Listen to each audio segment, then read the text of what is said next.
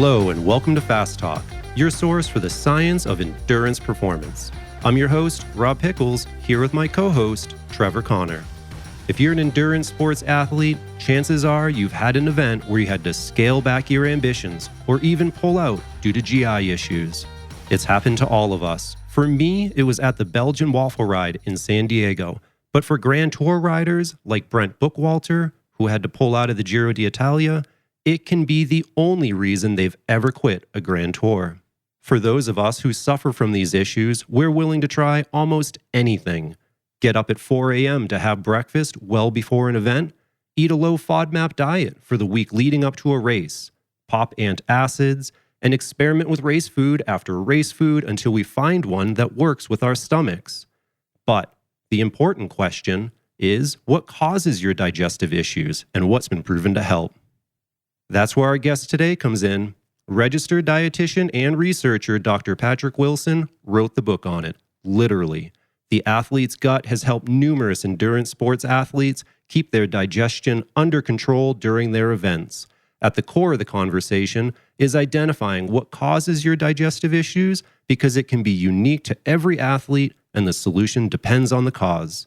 Along with Dr. Wilson, we talk with recently retired pro cyclist Brent Bookwalter, who now dedicates his time to the Pro Cyclist Foundation, an organization that provides mental support for athletes. We also hear from exercise physiologist Jared Berg and current pro Tom Skujin from Trek Segafredo about how he addresses gut problems. So grab your favorite, easily digestible food and let's make you fast. Listeners, we just announced a major partnership with USA Cycling, cycling's national governing body. Fast Talk Labs is now the coaching, education, and development partner of USA Cycling. We help coaches become better, happier, and more successful. Now, all active, licensed USA Cycling coaches can join Fast Talk Laboratories for free. USA Cycling coaches get access to our full library of pathways and sports science content. Plus, they can follow Coach Joe Friel's new online education experience, The Craft of Coaching. If you're a USA Cycling coach, visit fasttalklabs.com to get started today. Dr. Wilson, welcome to the show. So we are talking about a subject that seems to be near and dear to your heart. You even wrote the book, The Athlete's Gut. So this is something that you've really focused on. For sure. Yeah. I mean, it's something I've been interested in a while, enough so, as you mentioned, that I decided to kind of write a whole book on it. You know, it's an issue. GI issues, gut issues are problems that pretty much every endurance athlete at some point or another is going to encounter. Unfortunately, it's almost every training session or every competition. You know, fortunately for most, it's more of a relative occurrence or somewhat of a rarity that it's bad enough to impact their performance. But, you know, like I said, at any point in time, I mean, it's a chance that an athlete's going to experience a problem. And over long periods of time, you know, months of training, it's likely that, you know, at some point there's going to be an issue where it's bad enough to interfere with either, you know, their ability to carry out the training or in competition settings, their ability to perform as well as they want, or even sometimes finish a race. You know, it's bad enough that they have to drop out. Yeah. So Dr. Wilson, I feel like a lot of people find their way into research because of issues that, you know, they're interested personally. I know that's how I ended up in sports science. I also know that I have a lot of sort of gut things that go on when I'm out there riding. Was it the same for you? How did you end up in this field of gut health? Was it through personal experience or just sort of through education and schooling? How did you end up here? You know, it's kind of a little bit more happenstance than that. I mean, I've certainly had my fair share of functional gut issues. I mean, I've had stuff that probably resembles IBS, dyspepsia, that sort of thing. I've gone to gastroenterologist multiple times, and it's not been bad enough to the point where it's, I think, been a major impediment in my life or it really interfered with my training a whole lot. But in terms of how I got into it from a research perspective, it was largely when I was doing my PhD. I was researching kind of multiple transportable carbohydrates, you know, the idea that you mix glucose and fructose into a supplement or a beverage, and it's going to help enhance performance, increase carbohydrate burning, and also reduce potentially GI side effects from supplementation. So I'd gotten into that area of research, and I was carrying out a study with runners because pretty much all the studies at that point have been done in cyclists. And it's just a lot easier to feed cyclists a high rate of carbohydrate. And it had not really been shown to work in runners to use a mixture of glucose and fructose. And that's kind of where it started. GI symptoms were something that I evaluated and just kind of got interested in that aspect of it from that project. And from there, it kind of just ended up showing up in other areas of my work. And it's, kind of hard to go back and track exactly what the through line was for all of it. But, I just progressively got more interested in it because it's so common for endurance athletes to experience problems. It's one of those things that sometimes people don't like to mention or they feel uncomfortable talking about, but it's so problematic for so many endurance athletes. So let's go there. And you're right. It is a problem that a lot of endurance athletes experience. So what are some of the causes? What are some of the reasons that this is so common in endurance athletes? Yeah, it really ranges a lot. And that's, I think, what makes it interesting is that, there's a variety of different symptoms an athlete can experience. And for each of those symptoms, there can be similar causes or they can be completely different causes. I mean, a good example is like bloating. That's really kind of a distension of the abdomen or the gut from a buildup of gas. And that oftentimes is going to be triggered by, eating certain types of foods that result in fermentation of carbohydrate and the production of gas. That's a very specific cause.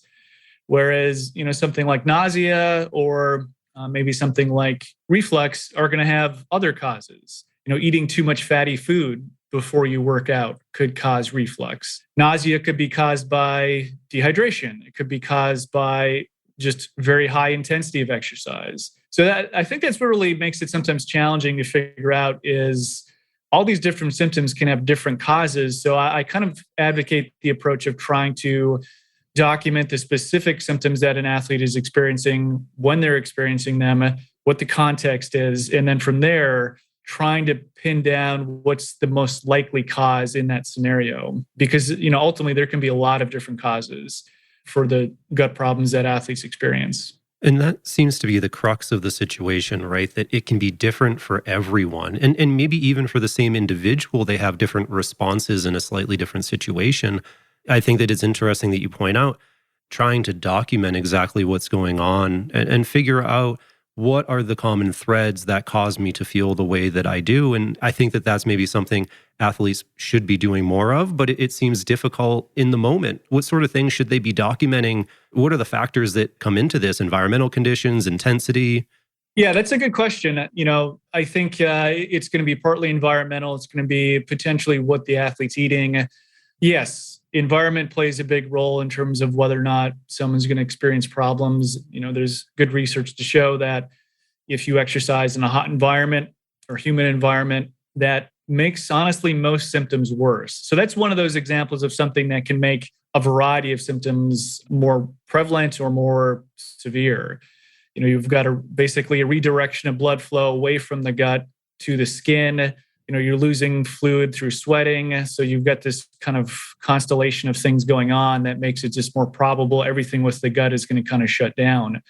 So yeah, that's definitely one to pay attention to, obviously be the environmental conditions. But in terms of what you might document otherwise, I think it depends on how often you're experiencing symptoms. And if it's relatively frequently, then maybe it's time to start really considering, what exactly are you eating before these training sessions or competitions where you're having problems? And can you identify something as a causative agent in the foods that you're eating? Another big one that I think sometimes is overlooked, and that's been more of a focus of my research in the last couple of years, is anxiety and stress. So how are you feeling in terms of your psychological state, particularly before competition? Are you feeling quite anxious? And does it seem like that anxiety is manifesting as GI problems? We've done at least 3 or 4 studies now that show consistently that anxiety is correlated with GI symptoms in endurance athletes.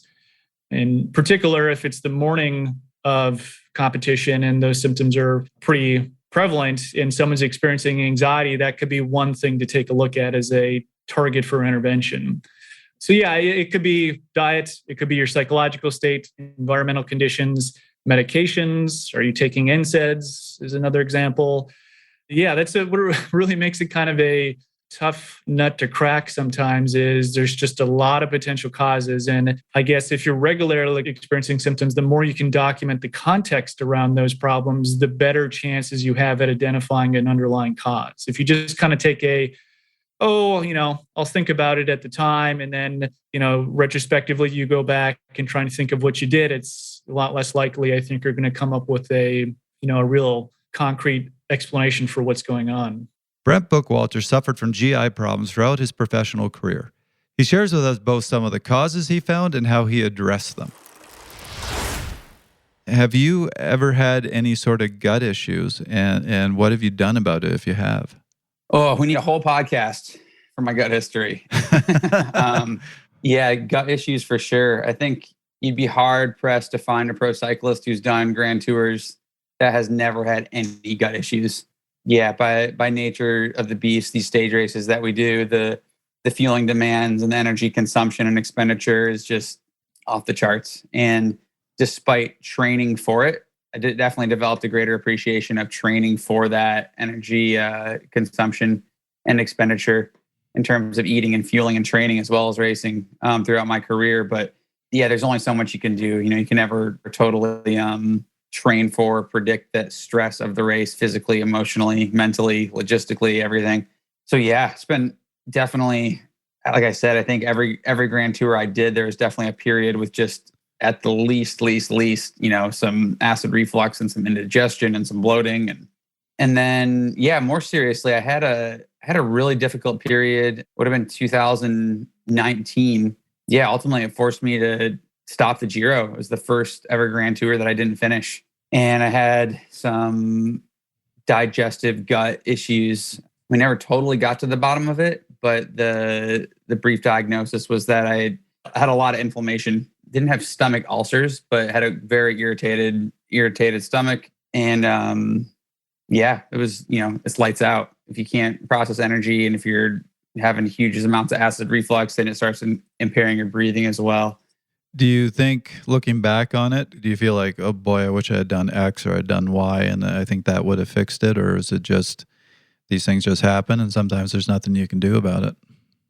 Yeah, I think, just like the rest of our bodies, the bodies are miraculous and we can dish a lot out to them and they keep coming back and they come back stronger and the body, we heal.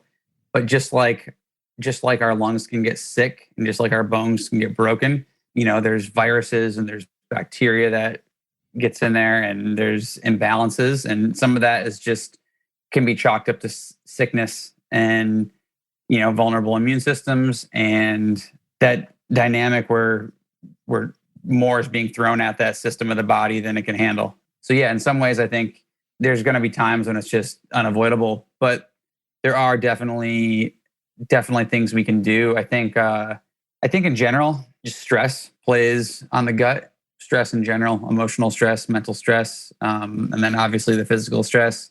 So I think having a way to navigate that, manage that, plan for it, anticipate it is really important. The other big thing I think that I learned throughout my career for sure is that when those energy demands are so high and the consumption and expenditure demands are so high that you really have to sort of like dumb down the flavors and all the extra stuff in our diet and just go for the fuel, just the carbohydrate. Like I remember being a young rider on BMC and complaining that the team chef was never making anything with any flavor and, bringing sauces from home even and chucking Tabasco on everything and looking over at my Italian teammates and just doing olive oil and cheese on this massive plates of pasta, one after another. And I was repulsed and revolted by that and very disgusted and critical. But yeah, fast forward 15 years later and there was many a day when I was just, the chef would make something, maybe even the opposite, something super delicious and my stomach's, maybe feeling a little unsettled and, I got to kind of turn down or just maybe eat a little bit of the real flavorful item and then just go for the basic carb bomb. Keep it simple. Yeah. Yeah, I mean, that stress is a factor, is a big one. I certainly remember early in my cycling career when I used to not sleep well the night before my races because I'd be so stressed about them. I'd get up in the morning and, even though I'd read about eat your typical breakfast, make sure you get enough food in your system, my gut would be doing such flips before the race that if I could get anything down, it would be nice. But I did a lot of races without eating beforehand just because I couldn't.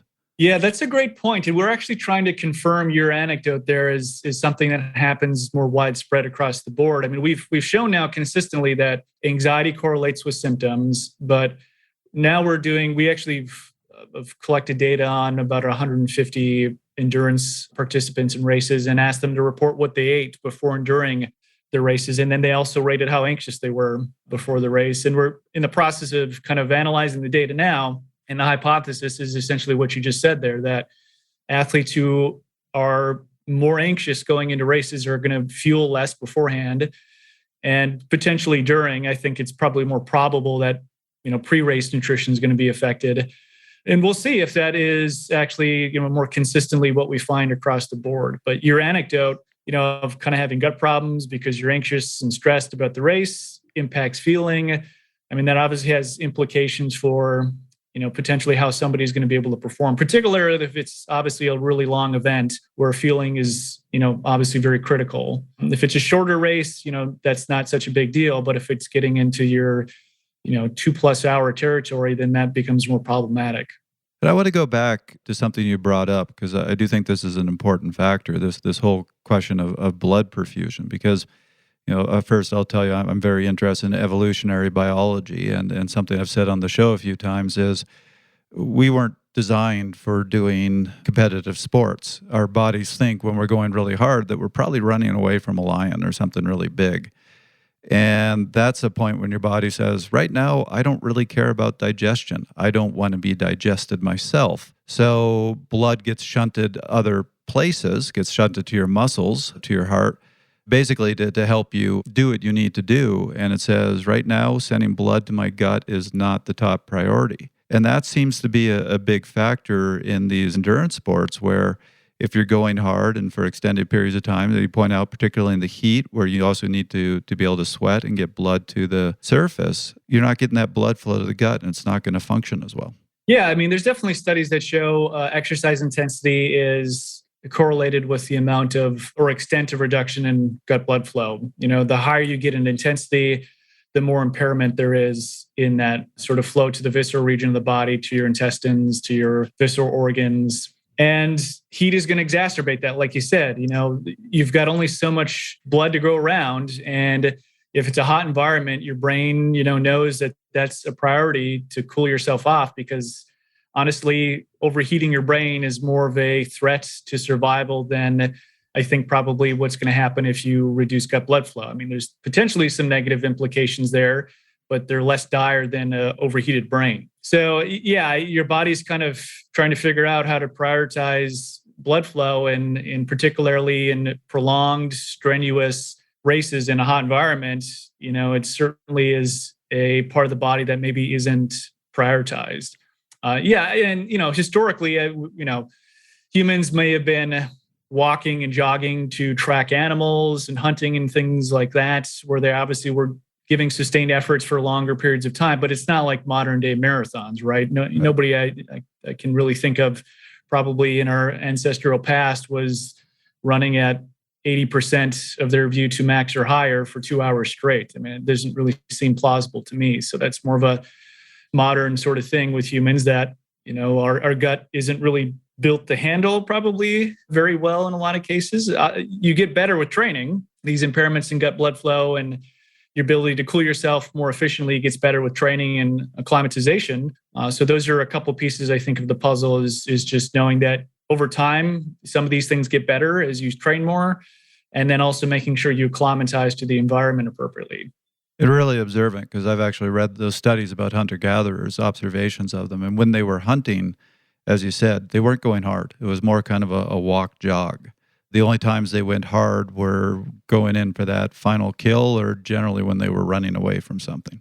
Yeah, so it's a modern human invention, endurance races, and yeah, it's just such a physiological stressor that it's very difficult for the body, I think, in some ways to balance all those demands, right, in terms of what's going on. So it's pretty amazing that the body's able to really deal with that the way that it can. But, I don't think we really evolved for the purposes of high level competition specifically. That's obviously some people are more well suited for that than others. But the gut is certainly an organ system that is going to be affected by the blood flow that it gets or the lack thereof in situations where it's not prioritized. So what is the impact on the gut when you have this decreased blood flow, when you have this increase in heat shock proteins? What happens? Yeah, that's physiologically, your gut, like any other organ system, needs oxygen and energy. So it's not necessarily the blood per se that's the problem, or the lack of blood that's the problem. It's the lack of oxygen. It's the lack of nutrients being delivered. You get kind of a hypoxic environment in the intestinal cells, in the cells lining the gut, and they start to have, dysfunction. They start to kind of loosen up. The tight junctions that normally characterize the gut start to open up, and that allows the passage of larger molecules that generally you don't want circulating in your bloodstream. For example, endotoxins, or these kind of lipopolysaccharide substances that you find in bacteria, kind of a marker of infiltration of things into the bloodstream that normally aren't present in high amounts. And the consequence of that, for example, would be if there's a lot of that, you can have an inflammatory response, a systemic inflammatory response that maybe in a hot environment can actually contribute to or accelerate the rise in core body temperature. And that could contribute to heat illness in theory, at least. So that's one example of a potential consequence of, having a reduction in gut blood flow, is just letting stuff into the body that you generally don't want going into the body in large amounts. The other kind of obvious implication is if your intestinal cells are starved of oxygen, or they're not getting as much as they need, the overall function of the gut is going to be impaired. So motility and absorptive capacity might be impaired. So it's just not able to really do its job. And if you're not absorbing the stuff that you eat, it's just sitting there in your gut causing kind of havoc. So the two main consequences in my mind would be malabsorption and GI symptoms associated with that. And then the other more systemic inflammatory response that might contribute to heat illness. And then also maybe GI symptoms like nausea. The hotter you get, the more inflammation going on in your body, the more likely you are to experience nausea and vomiting. So if we look at this at the high level, as you mentioned, a hot environment, increased exercise intensity, stress, all of those things are going to lead to this decrease in oxygen that can cause this increase in permeability in the gut. As you mentioned, inflammatory responses occur in malabsorption. Do these processes tend to happen equally in both genders, in people of all ages? Can we make generalizations there? Are some groups more naturally able to deal with these stressors? People who are trained, who have accustomed themselves to, regularly experiencing intense exercise, are better able to avoid kind of exaggerated responses. For example, gut blood flow at a given exercise intensity gets better with training, and the sort of permeability is probably less severe, as you train. And then also, again, acclimatization to environment can make those things better as well. In terms of a gender sex effect, I don't know that that's been really shown, or an age effect. If there is one of an age effect, it probably has more to do with the fact that as people get older, they tend to exercise at lower intensities. And in general, GI symptoms, gut distress tends to be negatively correlated with age, meaning the older you get, the less likely you are to experience symptoms during training and competition. It's not a super strong correlation, but it's a consistent correlation that's been seen across multiple studies. So yeah, I think the biggest factors in my mind would be training experience and then acclimatization to the environment. Beyond that, nutritional choices are certainly going to have some sort of impact. They will play a role, but acclimatization and training status are two big ones from my perspective. As Dr. Wilson pointed out, not everyone is affected equally. Another issue can be sensitivities to foods, and that can impact even the best trained athletes, as Tom Skujin is about to explain. So, Tom's, I know this is something that is becoming increasingly important to athletes, at least they're paying attention to as the research is expanding, and we're realizing the importance of the gut. Is gut health, your microbiome, something that you think about, that you pay attention to? And if so, what do you do? Yeah, that is a really good question. I definitely have experienced both good microbiome in my gut and both bad. The first time actually I realized that it's a thing was 2013, so almost 10 years ago now, when I realized that I have a pretty solid sensitivity to gluten and my skin was just getting worse and my body weight was just growing and there was a lot of water weight I was carrying around for no particular reason until I found out that it was just gluten was not really something I could digest well. And once I cut that out, I slimmed down quite a bit. My skin got way better. And since then, pretty much I've been a big fan of using probiotics. I probably have used mostly sound probiotics for quite a while. They make some really good product. And I have been known also to brew my own kombucha here and there. Nice. Every once in a while. But right now the SCOBY is looking pretty weak, I gotta say.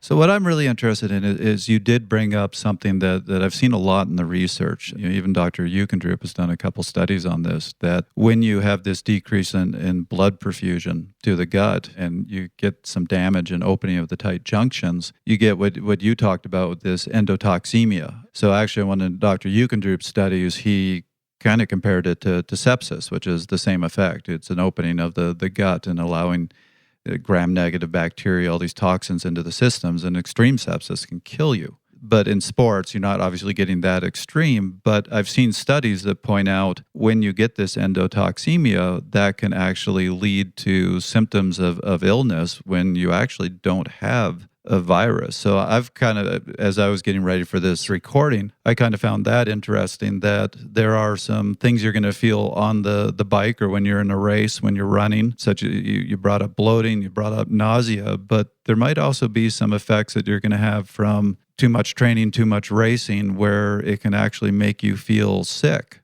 when it's actually just this dysfunction in the gut. Yeah, that's an interesting point. I mean, it's the actual symptoms of like nausea that accompany, this endotoxemia is probably driven to a large extent by the inflammatory response. There's studies outside of the context of exercise where you can mimic, the symptoms of infection by injecting inflammatory compounds into people and just isolating that outside of actually them being infected. And you can get sort of those fever symptoms that they experience with large doses of these inflammatory, like cytokines, what we call them. So yeah, I think if someone is overtraining or training a lot, or if they've recently been sick and they haven't really allowed themselves enough time to really heal from that, and they jump back into training too aggressively, I think that is potentially a recipe for, in certain situations, leading to more GI problems, especially if it's, you've been sick, you haven't recovered well, and then you decide to go into do a really long training effort in a hot environment. That's a recipe for problems, not only probably increasing your risk of having some sort of heat illness problem, but also maybe having exacerbation or worse GI problems. So yeah, it's certainly some other things you can look at contextually, like the training load, whether someone's been ill recently and those sorts of things. And, that could be in some cases contributing to GI symptoms. And that's a hard one to figure out, why somebody would actually be experiencing the symptoms. You'd have to look at the broader context, look at multiple variables at the same time and do some investigative work. But that's a tricky one, I think, because you're not going to evaluate those cytokines in somebody's blood just day to day. So you don't really know what's going on behind the scenes. And it largely comes down to looking at self-reported symptoms and other things you can document. And that makes it challenging to figure out if that's contributing to the problem in the real world outside of the context of research. That's really interesting. It's great that you brought that up, because certainly that's what I was seeing in multiple of these studies is they did look at the cytokine levels and saw elevated TNF-alpha, elevated inflammatory IL-6. These are two of the key cytokines that you see when people are in an inflammatory state. Yeah, I think it's interesting that studies there have been some studies that have shown a correlation between those cytokines and development of GI symptoms, particularly nausea is the one that I think most consistently see a correlation. So this is, these are observational correlations, the increase in those during a race correlate with the development of symptoms. Interestingly, the shorter studies, the experimental studies, haven't found that as clearly, I think in part because they just use shorter exercise protocols potentially. I mean, it's the studies where there's been a correlation. A lot of times it's been something like a half Ironman race or an Ironman race or something like that. That's a whole different level of stress than, exercising for an hour or two in the lab. And in those shorter studies, there hasn't been this really clear, consistent systemic inflammation and cytokine levels correlate with GI symptoms in those more controlled contexts. So it's an interesting puzzle to try and figure out exactly what role they play. And I think it probably becomes more of an issue, again, when you're getting into really long, prolonged stuff, particularly in hot environments. I think, Patrick, the last thing that you mentioned when we're talking about prolonged, where my mind goes is not just a prolonged event. And I definitely understand how the observational studies that use these really grueling and arduous endurance events can maybe elicit a different response than a researcher trying to exercise somebody in a lab. Just a very different situation. But what I'm wondering is, when we talk about cytokines, when we talk about inflammation, when we talk about these changes that we're seeing in the gut, is this related just to the event itself? And then tomorrow, when you're sitting on the couch with your legs up, everything goes back to normal? Or do we see this increase in potentially these changes, the increased permeability that we discussed before? Does that continue for 1, 3, 5 days, months after? In healthy, trained individuals who are exercising a lot, who don't have metabolic diseases, who don't have diagnosed gastrointestinal conditions, generally these are pretty transient changes. I mean, the extent of how long they last is going to depend on the extreme nature or the nature of the event in terms of its intensity and duration. But for the most part, these are pretty transient changes that within a day or two, largely, those cytokine levels are going to come back down to, relative normal.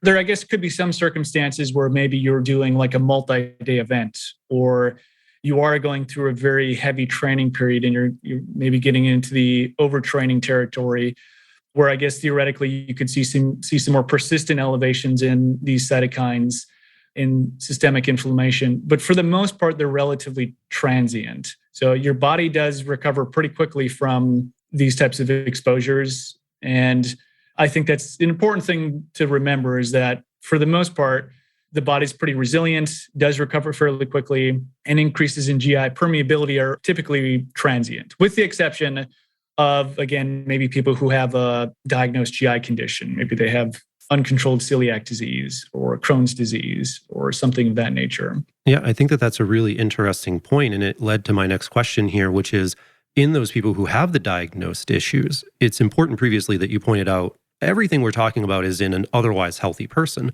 But for people that have a known GI issue, are they more likely to experience nausea, bloating, all of these negative symptoms that we're talking about? With exercise, we don't know. There are just few studies on GI symptoms in the context of exercise in individuals who have diagnosed conditions like celiac or Crohn's disease or ulcerative colitis. I mean, even IBS, which is incredibly common, there's really not a lot of research on the interactions of exercise underlying systemic inflammation and GI symptoms. So scientifically, I don't really have a good answer for you there, because there just aren't studies to pull from. In theory, there could be more concern that because of the possible micro damage that is consistently happening in that person's gut because of a disease process, they are more susceptible to things like systemic inflammation with exercise or heat illness or something like that. But that's just kind of a speculative guess. So I'm going to throw in a bit of a roundabout way, but this goes back to some of my master's research. There is a lot of evidence that athletes tend to have a more healthy microflora. They have a greater diversity. And there's certainly been plenty of research showing that greater diversity seems to help with a lot of these GI problems, such as Crohn's, such as IBS. And there's been actually a fair amount of research on supplementing with probiotics to help with those conditions. So, as you said, I haven't seen any direct research, but there is a potential pathway here. Yeah, the gut microbiota or microbiome, depending on how you define it, you've got, on average, I think the projections are roughly 35 to 40 trillion bacteria residing in your large intestine. So it's this huge community of microbes that are impacting your health. So we know that if you completely remove the microbiota from an animal, you raise a mouse is born in a germ-free environment, that it definitely causes, physiological and physical changes that impact health. Now, how do we study that in human? Obviously, we can't raise people in germ-free environments in an ethical manner. So we end up doing a couple of things. We will, observationally test their microbiome, usually through stool analysis, and correlate that with what they're eating, how much they exercise, that sort of approach. There's the probiotic approach, which you mentioned, trying to kind of manipulate the gut microbiota. There's also these studies that have actually done like fecal transplants, but that's been more in clinical populations. It's a difficult thing to study, but you are right that there's disturbances in the microbiome in a lot of individuals who have issues with GI illnesses. So whether they have Crohn's or IBS or ulcerative colitis, those types of things, you tend to see sort of disturbances or changes in the patterns of their microbiome that would suggest that potentially if you were able to favorably manipulate their gut microbiota to more match somebody who's quote unquote healthy, that could contribute to some improvements in their symptoms. In athletes specifically, probiotics are a mixed bag. I would say that there's been a handful of studies that have shown improvements in symptoms, others that have shown no improvement, one or two that have suggested even an increase in the frequency or severity of kind of mild GI symptoms like flatulence and gas and that sort of thing. So, it's kind of it's a mixed bag with probiotics in terms of whether or not they are helpful for improving symptoms. So, bloating, fullness, reflux, nausea, that sort of thing. I think the reason is because there's just so many choices in terms of how you can study it. What species and strain, what dosage, what's the delivery mechanism. There's just an infinite number of variables that makes it really challenging to generalize about probiotics. And I think that makes it hard to apply them in kind of the real world in an evidence-based way. Well, it's a really hard thing to study. That's actually one of my thesis advisors. She studied the microbiome, and I remember sitting in on her research meetings, and she was always just putting up these giant heat maps because there's so many different varieties of bacteria that, as you said, you have to look at the whole picture. You just can't look at one. You're right that that people who are trained in exercise, they do tend to have more diversity in their microbiome. So that is a point that you brought up that is actually fairly consistent in the literature that I've seen. So on the opposite end of the spectrum, people who are sedentary, maybe who have obesity, tend to have less diversity in terms of the number of species that inhabit their gut. So that's an interesting observation, that there tends to be kind of a correlation between training or exercise, metabolic health, and then just the diversity, the number of species that you can basically identify within somebody's microbiota.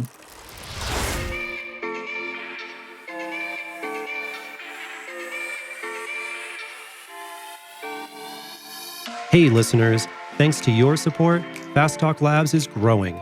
We have a lot of great projects going on, including our USA Cycling partnership, producing the craft of coaching, and getting even more content out to our subscribers. To achieve this, we're looking to hire for 3 positions. The first is an experienced content manager who can help drive all of our projects forward. The second is a social media and audience development coordinator who can really engage with our audience on a daily basis. And last, but definitely not least, is a marketing coordinator who understands the endurance sports community. If you or someone you know wants to join the Fast Talk Labs team in beautiful Boulder, Colorado, check out our website at fasttalklabs.com for more information.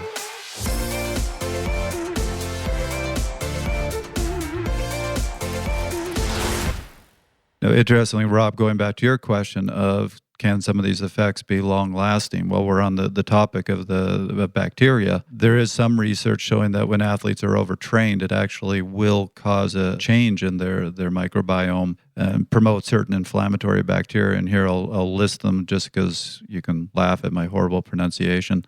But there's an increase in phylotenercutes and proteobacteria, which I'm sure I just butchered both, even though that second one should be pretty easy. But those are both inflammatory and do seem to increase permeability. Yeah, it's definitely going to be an area of growing research in the next 5 to 10 years. I mean, there's already probably a couple of dozen studies that have, in some way or another, assessed the microbiome of athletes and looked at correlations with diet, how it might change with training, how it might change with overtraining. There was an interesting study a couple of years ago that came out where they actually manipulated the microbiome of mice. They essentially introduced a species of bacteria, Veillonella, into these mice and then had them exercise on this, basically treadmill, and found that manipulating their microbiome like that actually led to longer running times in the mice. And to pair that with human data, they showed that after completion of endurance events like marathons, the sort of presence of that Veillonella bacteria increased after the marathon, so that there was kind of a change that reflected potentially, what's going on with the gut during exercise, like a marathon. The theory might be that it's involved in processing and metabolizing lactate and short-chain fatty acids that might be related to performance. Now, I've been actually seen a study that has transferred that to humans to show that it directly improves performance. But it got a lot of press a couple of years ago, kind of suggesting that there are strains or species of bacteria that might have direct performance implications. It's yet to really be shown in actual athletes that manipulating bacteria that way can improve performance. But I think that's where in the next probably 3 to 5 years, you're going to see some research coming out trying to, manipulate the microbiome through supplementation or other means as a way to directly improve performance. That's really interesting. Going to look forward to seeing some of that research. Blood doping and it's, stool doping is kind of probably where it's going next. One is self-limiting over the other one, perhaps. But I do think that we see that oftentimes, right? In supplements, kind of, as you're saying here, on paper, it works. And maybe even a very controlled study when you're looking at one part of the pathway, it makes a difference. But when you take that to the entire human organism and you look for performance changes, it's not necessarily there. And I think that people need to understand that there's not necessarily a panacea that might work well in a petri dish, but you put it in a person and it's a different situation. Yeah, that's a great point. And that relates back to that study is that, they saw this improvement in performance in these mice by introducing this Veillonella bacteria. But the athletes in the study that they looked at, the human athletes, already had a high abundance of that particular bacteria. So it seems dubious to me that finding people who are already really fit, who are really well trained, and adding in more of this particular bacteria that they probably already have a relatively large amount of, it seems unlikely to me that that's going to confer a very large improvement in performance. But we'll see. I'm sure there'll be more studies coming out in the next couple of years.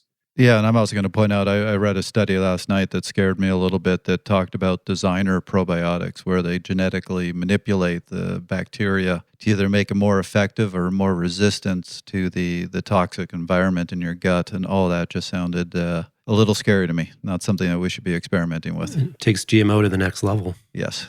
Ironically, you guys are kind of making me feel a little bad about myself because I'm actively negatively manipulating my gut microbiome because I actually have to take oral vancomycin 3 times a day for an autoimmune issue I have. And so this topic, when we begin talking about probiotics and the microbiome, it's just so funny to me because I'm literally taking antibiotics constantly every single day of my life. So I'm just in a totally different situation.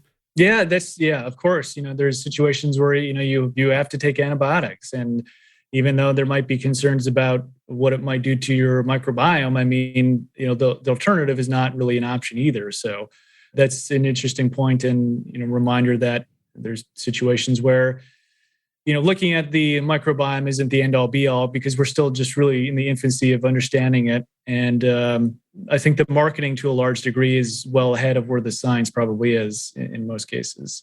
Dr. Wilson, we've gone through the different environmental conditions. We've talked about all these negative consequences that people have, but is there actionable information that people can use in their daily training, in their events? How do we prevent all of these things from happening so that people have the best performance they can and they're as comfortable as possible when they do it?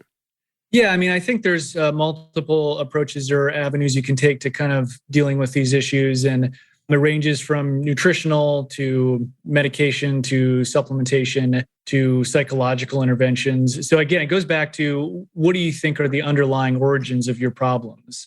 And that's step one. You want to try your best to figure out what you think is actually the underlying cause. Because if you don't really understand what the root is of the problem, just throwing the kitchen sink at it isn't necessarily going to be an effective way to deal with it or prevent the problem in the first place. So as an example, if you're dealing with fueling issues and whenever you try and fuel during your ultra or your Ironman or something like that, and just you're trying to hit a high target of carbohydrate intake and it's just not working for you, you can potentially take a look at either training the gut, or you can look at the actual foods or supplements you're using.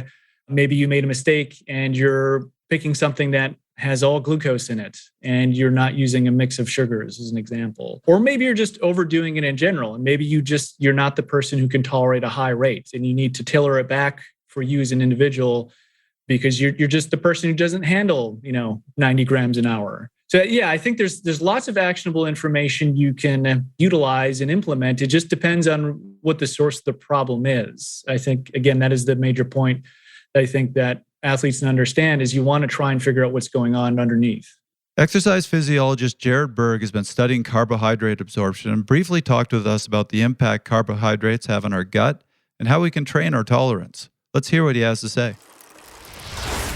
It is hard to pinpoint exactly what can be causing that for certain athletes. A lot goes into basically how we move the food stuff that we eat, through our stomach and into our small intestines and eventually our large intestines and such. But the real kind of like simple things that can cause the bloating and such would be, foods that sort of slow down absorption can certainly cause that. So if obviously if you're eating like a bean and rice burrito within an hour of a workout, right? Those foods can take on, a lot of water, and then those carbohydrates can really expand in the gut and, cause some discomfort. And you're going to have a situation where, you're not able to, you're basically like your gut is holding on to that food. And then when you're working out, you're sort of pulling blood away from the gut. And so in trying to get it to the working muscles. And so then this is kind of sitting there and getting some discomfort.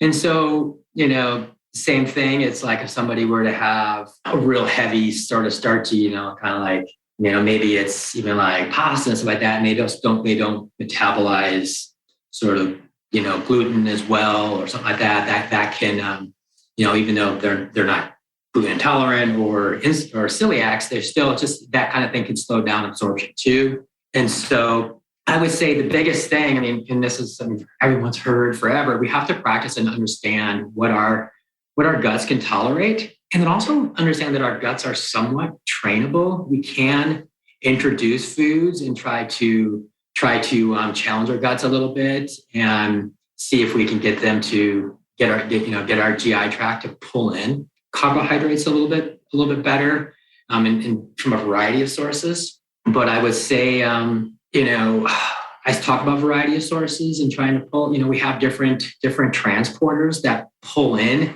different glucose or basically carbohydrate molecules, glucose or fructose. And so there are different transporters that pull in. So if we could, with our meals, try to engage, all the transporters to try to pull in. So pull in a little bit of fructose but focusing more on the complex carbohydrate or that are more glucose based. So that way we get sort of multiple channels to pull in the carbohydrates that we'll need to use in our workout. I think that's a good target. So yeah, it might be something like if we have oatmeal, have oatmeal plus a little bit of berries with that, just to kind of just to really, top off the liver glycogen storage and also to pull in to get the muscle glycogen topped off through the more complex and, glucose-based carbohydrates. Then we can obviously go into training, nutrition while you're working out. And the same thing goes with that. It's like, we want to keep a pretty balanced. You want to have that glucose and then that fructose-based carbohydrate source more heavier on that glucose sides, which also can be the maltodextrin. That's fine. That's just a little different source of getting our glucose at a little different sort of phase in the metabolism. But those different sources can allow us to pull in that during training nutrition a little more efficiently too. If we talk about training the gut, because you mentioned that, is there a specific protocol? Is it just involving eating as much as you can during training so you're used to it in the competition? What do you recommend? The few studies that have done this and who have shown some improvements with it, generally what they've done is they've kind of had individuals during their training sessions for a couple of weeks just practice ingesting a large amount of carbohydrates, maybe for an hour at a time. And, that would be, 60 to 90 grams an hour is kind of a typical range. Whether you'd start out there depends on, where you're currently fueling. I wouldn't necessarily advocate for immediately starting that high if you're not accustomed to it, but maybe gradually upping the intake until you get to that 60 to 90 gram per hour range, if that's what you're trying to target in competition. Now, how long does it take for these adaptations to occur?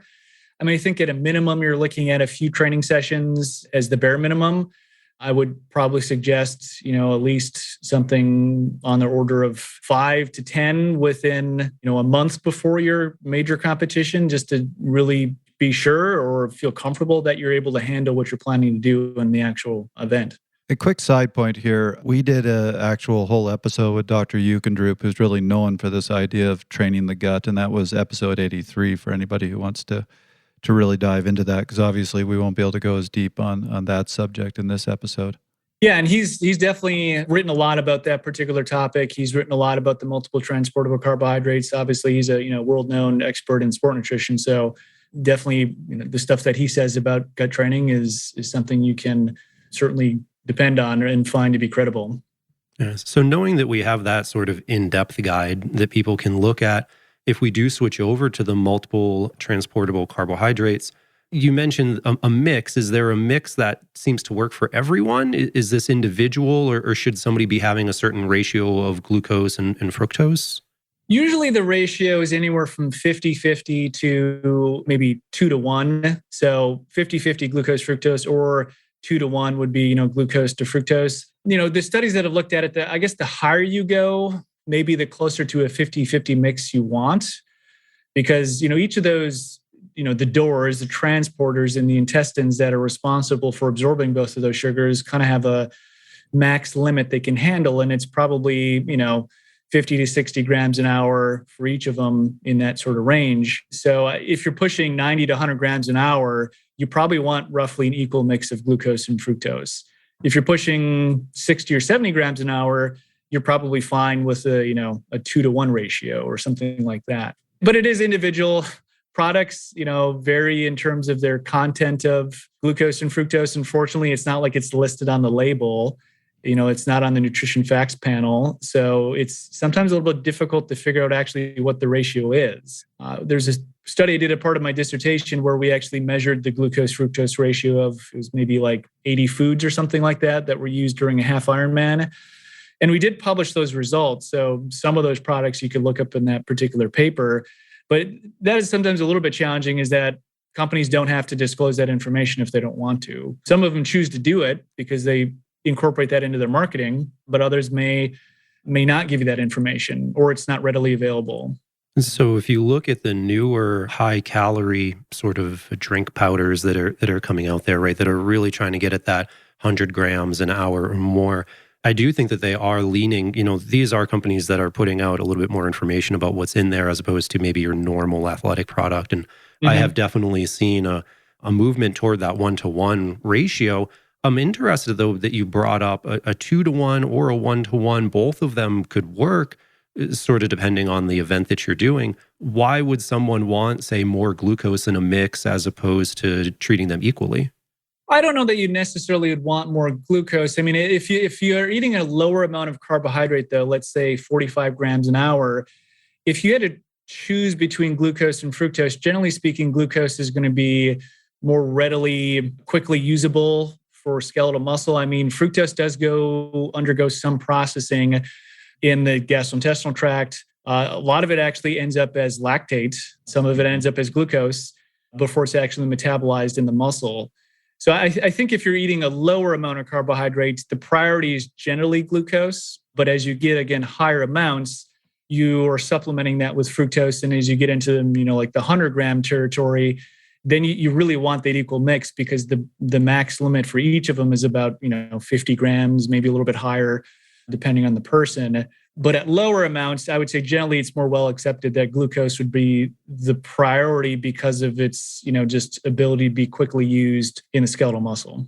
Yeah, some of the research that I saw, and this might be outdated at this point, but they looked at so glucose and fructose have different transporters. And some of the research I read showed that, our max rate of transporting glucose is about 60, maybe 70 grams per hour, where fructose is less. You're talking more around 25, 30. As you were just implying, the transport's also different. Glucose can go directly into the bloodstream and go to the muscles, where fructose actually has to go to the liver, where it's processed by the liver. As you said, if you have a lot of it, it gets converted to lactate. Yeah, and then if you have too much fructose, let's say you went all fructose and you're going a lower amount, let's say it's 45 grams an hour and you just decided to ingest something with fructose, it's more problematic without the presence of glucose, because there's something called fructose malabsorption that occurs in a significant number of people. It's very variable in terms of what level of fructose that occurs at, but some people are really sensitive, some people are not. But when fructose is all on its own, everybody at some point, if you give them enough fructose, they're going to have fructose malabsorption. But when you give it with glucose, it's absorbed better. It's absorbed more efficiently. So that's why I think, again, when you're just a lower amount, the priority is glucose because of the reasons we kind of went through. And then also, you don't want too much fructose, because in the absence of glucose, it can actually cause problems, gastrointestinal problems. So I have a question for you, because I've had this experience a few times, and unfortunately, I always think back to 2012 when I was focusing on Tour de Gila and was on one of the best fitnesses of my life. And unfortunately, I think I got a stomach bug, so I barely survived the first day. The second day, I'm like, I'm doing better. I think I'm going to get through this race, and was feeling really positive until 20 miles before the finish, at which point I forgot about the race. Pulled over to the side of the road, ran into a field, and pretty sure I traumatized a cactus. But, basically I just started feeling really bloated, got really nauseous. And that's something, as you said, everybody's going to experience at some point or another when they're in an event, when they're in a race. So if you're feeling this, if this starts happening, is there anything you can do? Or is it just what I experienced? You forget about the race and move on to the next event? Yeah, I mean, if it's that bad at that point, I mean, it's hard to some extent to come back from that. I mean, it shows up in studies, for example, like the Western States Endurance Run. It's a very significant amount that have it severe enough that it impacts their performance. I think if there was like an easy, fix to the problem to prevent those issues, it would be readily apparent, either through research or through practical application that the athletes are trying themselves. But once you get to that point where you're ready to basically throw up, or you got to pull over to the side of the road because, things are about to come out of you, I mean, it's almost a little bit too late at that point. So again, that goes back to the idea that identifying the underlying causes beforehand and trying to solve them before it becomes an issue. But even despite your best efforts, there's probably going to be some days where it just happens and you don't know why. I think that's part of the frustrating thing about gut problems, is that sometimes you don't know why, and it just does happen. I mean, ultra race directors will kind of say, if we had an easy solution for nausea and vomiting, we would have probably figured it out by now. There's a reason still why they keep those anti-nausea medications on hand at every race, and why so many athletes still drop out, even though we're trying to educate them on it. It's just sometimes it does happen. So it sounds like prevention is really your best approach. And so I'm going to bring up something I see a lot whenever I travel with racers and stay in a hotel with them or stay in host housing. We always have one person who has to get up 4 hours before the race and eat their food, because they say they can't eat within 3 hours of the race. Is there evidence of that? Is that something that can help athletes if they just get it all in and digest it beforehand, or are they setting themselves up for any sort of failure doing that? I think if it's an athlete who knows that if they eat any closer to exercise, they might have kind of that brick in the stomach feeling, maybe because they're anxious, for example, then it could be beneficial to them to get up earlier, to get that food in, give them more time to digest it. And to some extent, what might be going on is if they're overly anxious, that can slow emptying from the stomach. And, if you're eating 2 hours beforehand and it's a relatively sizable meal, and then you're also going to feel during the race, you're kind of experiencing maybe a backlog of things, in part because of that anxiety that the athlete was experiencing before the race. So I think in some cases, sure, it can be helpful to get up earlier and eat 4 hours beforehand. I don't think that's necessary for every athlete by any means. There's also recommendations. Sometimes you see like to completely avoid fiber, fat, and protein, before a race in the meal. I think that also depends a lot on the person and depends on the timing. I mean, to me, there's no reason to go overboard with restricting things like protein and fiber and fat necessarily if you're eating 3 or 4 hours before. I mean, that's a pretty long time for things to empty from your stomach. And if you go completely absent with those things, sometimes you can feel, more hungry than you want to by the time the race starts. So I think it comes down to the situation and the athlete in terms of, what they're experiencing, especially with, pre-race nerves in terms of what might be the appropriate timing for them to eat. I also remember in your presentation, I believe you talked about hypertonic beverages and avoiding FODMAPs. Yeah, hypertonic beverages are actually fantastic sort of pre and post exercise because they are retained better in the body than just like drinking plain water. So hypertonic beverages, we mean things that have a high concentration of carbohydrate or electrolytes like sodium. And because of those high concentrations of solutes, they actually stay in the stomach a little bit longer. And it's more like a drip, drip, drip from the stomach into the small intestine. And it means it's a more gradual absorption of fluid into the bloodstream. And that's potentially beneficial after exercise because it doesn't drop or doesn't change your serum sodium and electrolyte levels as much. If you drink plain water, what that'll do is it'll dilute the sodium and other electrolytes in your blood to a larger degree. Your body senses that and says, we got to make some urine because we're getting, low blood sodium. So before exercise, maybe a couple hours beforehand, a few hours beforehand, post-exercise, hypertonic fluids are a perfectly fine choice. During exercise, they're staying in the stomach longer. So that's obviously problematic if you're trying to hit a certain target rate of fluid replacement and you're being relatively aggressive about it. You don't want stuff just sitting in your stomach for obvious reasons. So I think hypertonic beverages, they have their place. It's just you need to be careful about when you're consuming them and then in what volume. If you're taking in a couple ounces of a hypertonic beverage during a race, not a big deal. But if you're relying on them as your primary fuel source or your fluid source, that's potentially more problematic. And then what about FODMAPs? Yeah, so those are fermentable oligosaccharides, disaccharides, monosaccharides, and polyols. It just is just kind of jargon for short chain carbohydrates that some people don't absorb as efficiently. And because of that, when you don't absorb carbohydrate, the end fate tends to be fermentation by bacteria. You also have water being pulled out into the gut because water is kind of attracted to solutes like carbohydrate molecules. So that can equal, loose stools, bloating, gas, cramping. And some athletes have a very high intake of FODMAPs because a couple of the most common FODMAPs are lactose and fructose. And those are found in obviously dairy products and then not only fruits and vegetables for like the fructose, but in sports supplements. So if you have an athlete who has a really high intake of FODMAPs and they're the type of person that's kind of sensitive to those sugars, then going on a low FODMAP diet, particularly maybe before like an important race, is something they might consider. There's evidence that 24 hours, 48 hours is probably enough time for you to see some positive changes in GI symptoms. So it doesn't necessarily even have to be something you do all the time because FODMAPs are found in a lot of foods, and a true low FODMAP diet is actually pretty kind of difficult to follow because FODMAPs are found in so many different foods. It's not very intuitive in terms of where you would find them.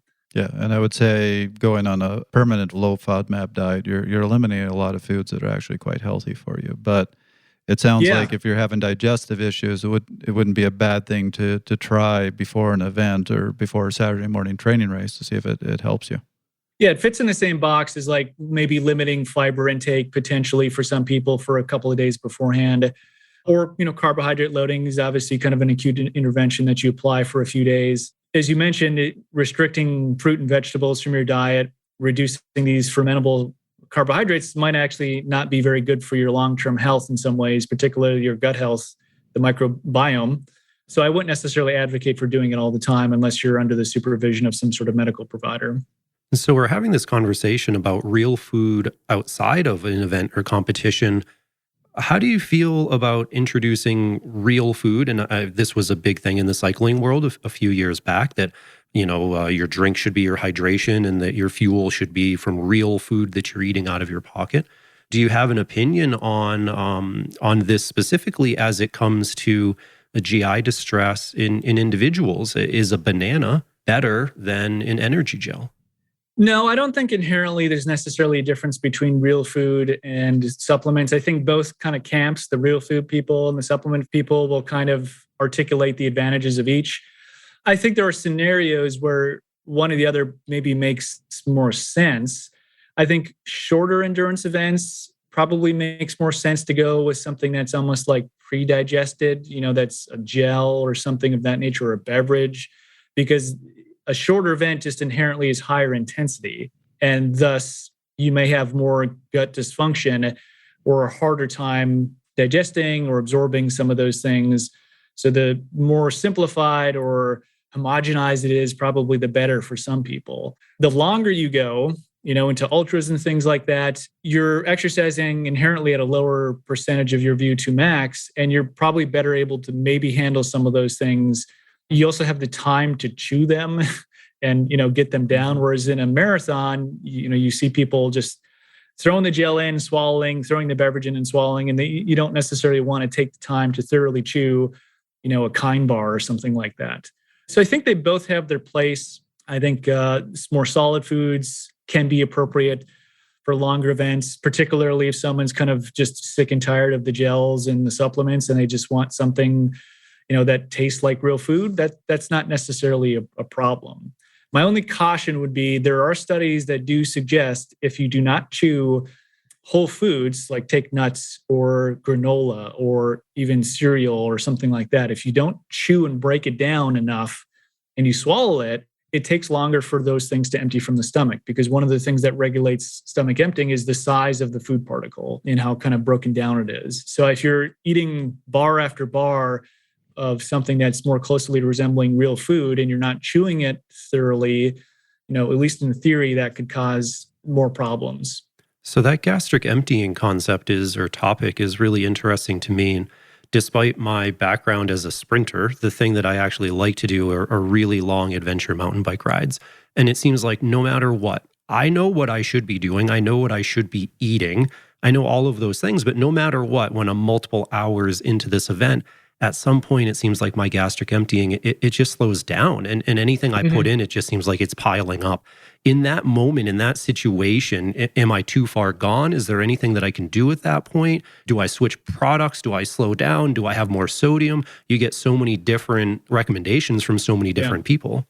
That's a really common observation. And it's clear from other studies, like, again, the Western States Endurance Run or other 100-mile runs or triathlons, that these symptoms become more and more prevalent the longer you get into the event.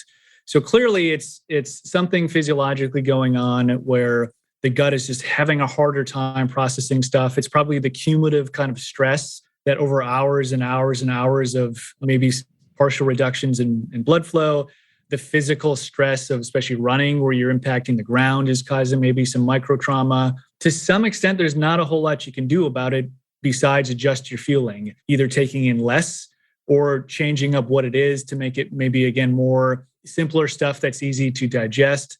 If you had prior to that been consuming more, quote unquote, real foods, that could be a switch that you make. But by the point, where you get where things are just sitting in your stomach like a brick, it's hard to at that point kind of reverse things. So if it's possible to delay that or extend it through prevention efforts, that would be optimal.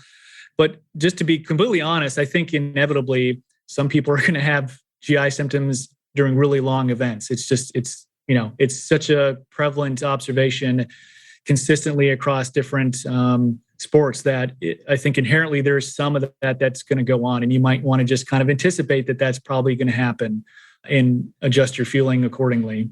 I always tell my athletes if they're doing a long event, particularly a long, hard event in the heat, if you're going to eat more solid foods, do that towards the beginning. And as you get further and further into the race, that's where you, as you said, want to consume things that are already pre-digested. That's where you want to get into your gels or even just your drink mixes. Yeah, I think that's a reasonable recommendation. It makes some good logical sense, and I don't see a lot of harm in that. So even if it's not like something that's been verified in controlled experiments, I think it's a logical, reasonable recommendation that you made.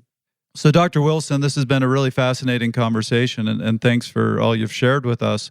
So you're new to the show. We finish out every show with our take-homes. So you have 1 minute to summarize what you think is the most important point that you want the listeners to take from this episode. So with that, what is your main message? Yeah, the main message would be, if you're consistently experiencing gut problems with training and exercise and competition, you want to try and figure out what the root problem is. So starting to document what's happening before, during, and after, these experiences, particularly the ones that are, most significant for you. So that can include, what you did nutritionally, what medications you might have taken beforehand, what the environmental conditions are, how you're feeling psychologically. Those would be some of the main ones to kind of focus on, and then take that information and use some of the resources available, whether it's a podcast like this or the scientific literature or the book that I wrote, The Athlete's Gut, and try and, pinpoint what you think might be those causes in your particular case. And then you got to try and do a little bit of trial and error to see what works best for you. There's no single solution to gut problems. It tends to be, you try one thing at a time and see if it helps, and then move on to the next thing if you don't get any relief. And it oftentimes takes multiple tries and multiple attempts to really figure out what the problem might be. And just realize to some extent that this is an extremely common problem, and many athletes deal with it. And the hope is to get some improvement and some relief, but realize that you may never get complete relief from some of these things during exercise. Rob, what's your 1 minute? Yeah, I think that we, and by we, that I think that means everyone, right? Us, our listeners, everyone within this field. Oftentimes when we talk about performance, we tie it to things like threshold, like VO2 max, like economy, these hard numbers that we can really measure and improve upon. Maybe we talk about things like sports psychology and how that affects performance. But something that perhaps we need to be talking and doing more study of are things like gut health and then the symptoms that occur, because all of these things that we talked about today, they can undo a performance, or they can at the very least make it a heck of a lot less enjoyable. And so I think that the points of trying to understand exactly what it is that's causing your issues. I love journaling, writing that stuff down, looking for the common thread between them, understanding, is this a pre-event or a during event thing, and then trying to figure out what works for you so that you can have the best performance and experience that you can is super important.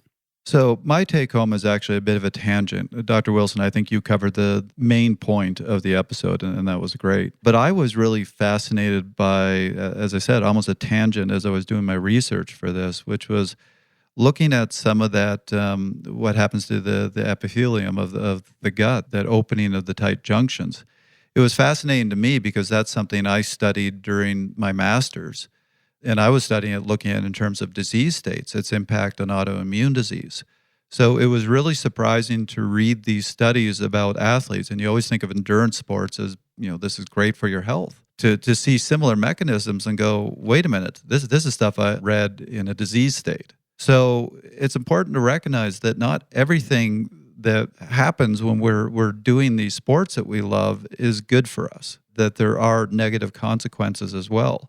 And this goes back to an episode that we just released recently about the importance of recovery. We need recovery not just to let our bodies adapt, but because sometimes the sports that we love also do some damage, and we need to let our bodies recover from that damage. Well, Dr. Wilson, thank you so much for coming on the show. It was an absolute joy. Thank you again for the invite, for letting me come on Fast Talk. Absolute pleasure having you. That was another episode of Fast Talk. Subscribe to Fast Talk wherever you prefer to find your favorite podcast. Be sure to leave us a rating and a review. The thoughts and opinions expressed on Fast Talk are those of the individual. As always, we love your feedback. Join the conversation at forums.fasttalklabs.com to discuss each and every episode. Become a member of Fast Talk Laboratories at fasttalklabs.com/join and become a part of our education and coaching community.